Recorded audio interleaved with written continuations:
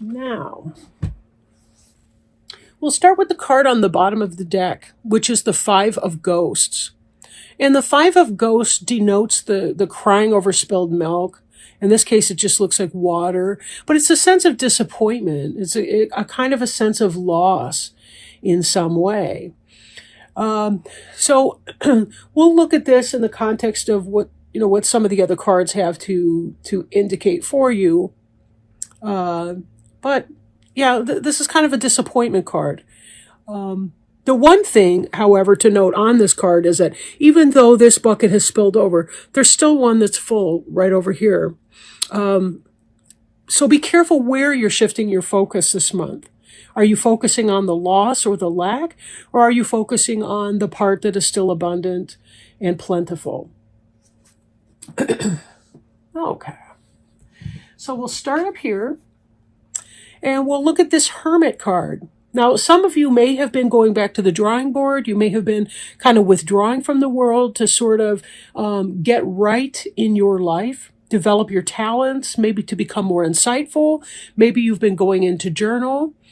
Right now, Halloween being Scorpio, that's, within the next month, we're going to be rolling into your birth month. So it's not surprising for people at the end of their personal year to want to kind of go inside the cave and to meditate and to reflect. This is showing, too, that there's a good deal of intelligence, if not brilliance, going on in here. So there's a lot of really positive things that can come out of you withdrawing from the world a little bit. We've also seen some industry going on with you, too. So we see here a vegetable person, and this is the Four of Pumpkins, which indicates hard work. You're actually doing what needs to be done. For future harvests, it's planting time. You'll notice that he's throwing down some seeds. He's planting pumpkins in this patch, or she, whatever. This is the idea. You're planting the seeds of today. And part of this energy going within is to identify, where do you want to plant your seeds? What kind of harvest do you want to do? If we don't know that, any action steps we take might be misguided, or we might be trying to fulfill somebody else's life purpose or journey, maybe not walking in our own path. So with this, we have to unify our intentions and our efforts. Right? It's for sure we can't be the hermit all the time, but we do have to go in sometimes so that we identify where we want to plant our seeds, because we only have finite time on this earth. So in order to do the things that are really meaningful for any one of us, we do have to sometimes withdraw and take time for reflection. But that's not slowing you down on planting the seeds that you do want to do, right?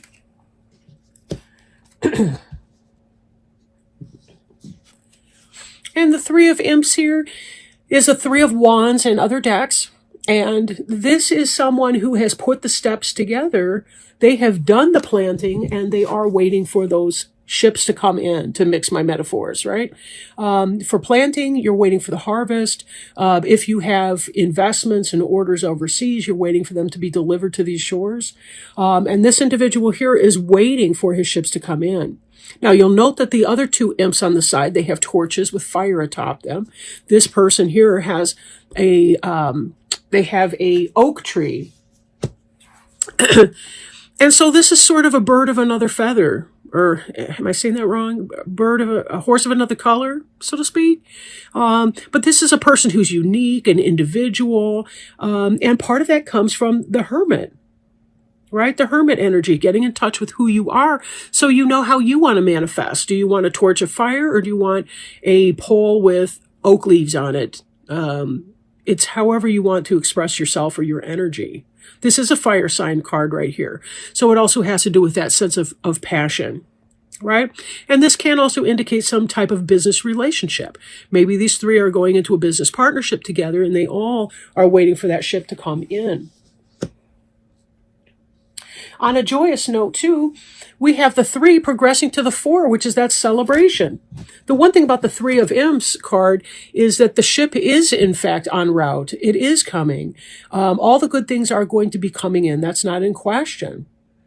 right? And here we have what looks like a wedding bower or some sort of a celebratory gathering where the individuals are dancing. There's a lot of fun to be had. The 3 just progresses naturally into the 4 of Imps, which is the celebration when the boat is landed. All the good things are coming in. There's much to be celebrating about. And this here in the center, the 3 of Ghosts, plays along with the 4 of Imps very nicely. This is that celebration, that love, that joy. This is friends. Ghosts is the suit of water in this deck. Imps are the suit of fire, right? So even though we have some earth elemental up here in the pumpkins, that's not to say that there's not real material and financial and spiritual and passionate and emotional well-being that's going on in these cards here. Very, very good. Very good. This is 3 people having a beautiful celebration. For some of you, it could, in fact, be some sort of a wedding. It kind of feels a little bit more like it's business at this point, but again, that doesn't necessarily mean for every last one of you that it wouldn't mean that. With this Ace of Imps here, this is about new beginnings in passion, feeling passionate about what you're doing. Feeling passionate about your business. You have all sorts of new options in here, right? Lots of new options. And this is about the beginning of that passion pursuit. It's something that gets your Kundalini energy rising. This is something that you feel really positive about, something that can get you moving forward. But you're a fire sign. You know what that means. With the 3 of Imps, the 4 of Imps, and now we have the Ace of Imps showing up here. There really, truly is a lot to be grateful for. Okay. Now, we're moving from the Hermit and Ace of Imps intellectual energy to the 2 of Bats, which is about difficulty making a decision. And in part because the individual sitting down here with arms folded has a blindfold across her eyes. Not really a good way to make decisions. You know, we kind of have to be able to see what's going on. Those bats look like they want to help her, but she may be shutting herself off to the help that could be coming. So be very careful that even as you're getting these big ideas in your life and you're wanting to identify a way to manifest them or to bring them out into the world, be careful that you're not cutting yourself off in your hermit status from receiving incoming, either from your spirit guides and helpers or from human individuals in your life that might be able to support you in implementing whatever these thoughts and ideas are. It seems like there's something that you want to do, but I wonder if you're psyching yourself out a little bit. Because the cards are really, really joyous over here. But I'm still feeling some kind of a lingering hesitation, reservation, something like that. We have the Queen of Imps right here, and she is in her element in you, Sagittarius. This probably is you, although certainly you may not be the only fire sign in your life. So this could be Sagittarius, it could be Leo, it could be Aries, individual, male or female. It's irrelevant whether it's a man or a woman. But in this, we see somebody who's planting those seeds and who's celebrating and having good times. But she's coming into her own. You know, she knows how to master her passions. She doesn't tend to be the person who's flying off all over and ungrounded or anything like that. She's someone who knows when to act and when not to act. She's sitting on her throne, cool and calm, accepting the gift of the sunflower from this imp that's delivering it. And she's well and good. She's in peace in her own right. You know, she's got a nice clear starry sky behind her. Again, this is very positive. But some of this detachment I'm feeling in here kind of relates a little bit to that hermit from previously. I almost wonder if there was some kind of a question about who her friends were or who his friends were. Although I'm seeing good times with Frenzo too. So I don't mean to say that, but there's something going on under the surface here.